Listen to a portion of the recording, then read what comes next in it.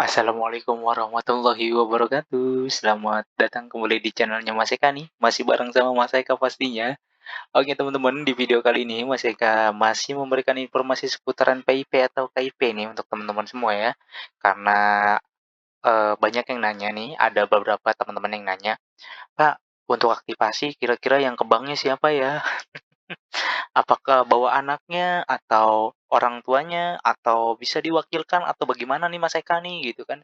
Karena saya bingung, takutnya anaknya dibawa tapi anaknya nggak bisa dibawa gitu. Terus orang tua saya kerja, bagaimana nih Mas Eka nih? Siapa sih yang perlu datang ke bank untuk aktivasi dan mengambil formulir PIP-nya setelah ditetapkan di SK nominasi? Nah, di video kali ini Mas Eka akan memberikan informasi tersebut nih ya. Tapi sebelumnya, untuk teman-teman yang baru bergabung di channelnya Mas Eka, yuk silakan subscribe dulu channelnya Mas Eka untuk mendukung channel ini agar bisa berkembang lagi dan bisa memberikan informasi-informasi terupdate kepada teman-teman semua. Dan teman-teman juga bisa gabung di Telegram Mas Eka, di Instagram, dan di TikTok-nya Mas Eka. Oke, yuk langsung aja seperti biasa langsung kita masuk ke website PIP-nya. Mas Eka nggak bosan-bosan di sini akan menjelaskan atau menginformasikan kepada teman-teman semua ya. Untuk pendaftaran atau pengajuan KIP melalui sekolah itu sudah ditutup per 15 Agustus 2022 ya, pukul 23.59. Jadi untuk saat ini tidak bisa diajukan lagi dari sekolah.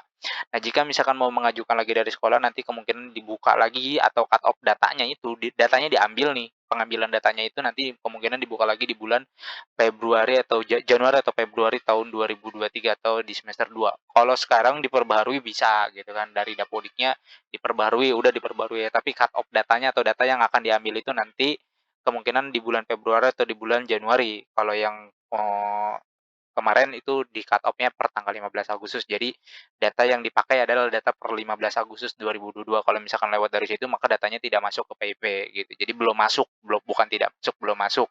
Sehingga namanya tidak akan muncul di SK nominasi gitu ya teman-teman ya.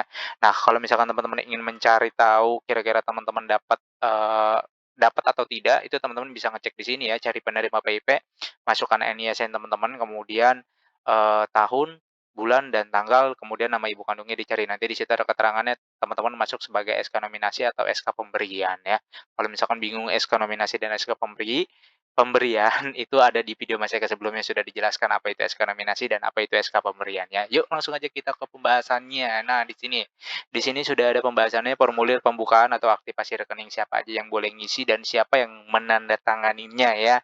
Nah, di sini ada ya, formulir disediakan oleh bank penyalur. Jadi misalkan bank penyalurnya itu kan kalau yang di SD itu ada BRI ya dan BNI, BRI, BNI, terus apalagi gitu Mas, saya agak lupa ya. Kemudian kalau untuk yang teman-teman yang ada di Aceh itu semuanya dari SD, SMP, SMA, SMK itu melalui Bank Syariah Indonesia atau BSI ya.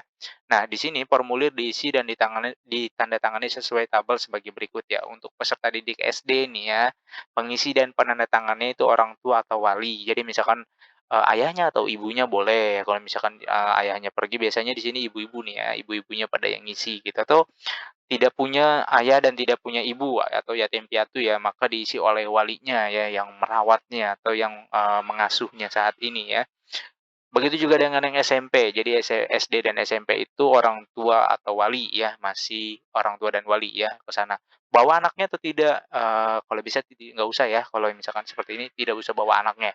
Kemudian SMA dan SMK itu peserta didiknya langsung yang ngisi pengisian dan penandatanganan formulirnya. Jadi untuk teman-teman yang SMA dan SMK nih, teman-teman setelah dapat SK nominasi, kemudian mau diaktifasi buku rekeningnya, teman-teman isi sendiri ya, lengkapi beberapa berkasnya, itu juga ada di video Mas Eka sebelumnya itu ya. Kemudian nanti ditandatangani ya.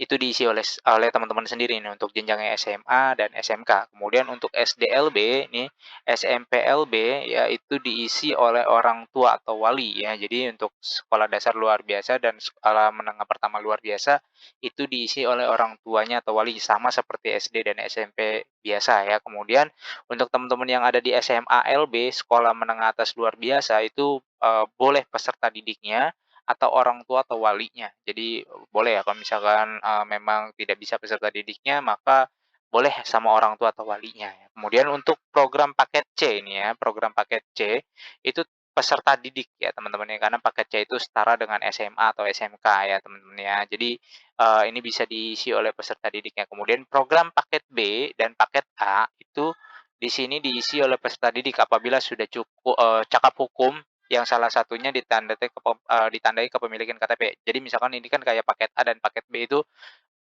setara dengan SD dan SMP ya, mungkin usia teman-teman sudah ada yang memiliki, KTP atau sudah cakap hukum gitu ya, itu boleh diisi sendiri. Tapi kalau misalkan teman-teman masih, belum cakap hukum atau belum memiliki KTP, maka harus diisi oleh orang tua wali atau, ya orang tua atau wali apabila peserta didik belum cukup hukum. Oke, jadi seperti itu teman-teman informasi yang bisa Mas Eka sampaikan, mudah-mudahan informasi ini bisa bermanfaat untuk teman-teman semua nih ya. Seperti biasa, jika ada pertanyaan silakan langsung tanyakan saja di kolom komentar, jangan lupa untuk di-like, di-share, dan di-subscribe channelnya Mas Eka untuk mendukung channel ini agar bisa berkembang lagi dan bisa memberikan informasi-informasi yang bermanfaat kepada teman-teman semua. Oke Mas Eka, undur diri, wassalamualaikum warahmatullahi wabarakatuh.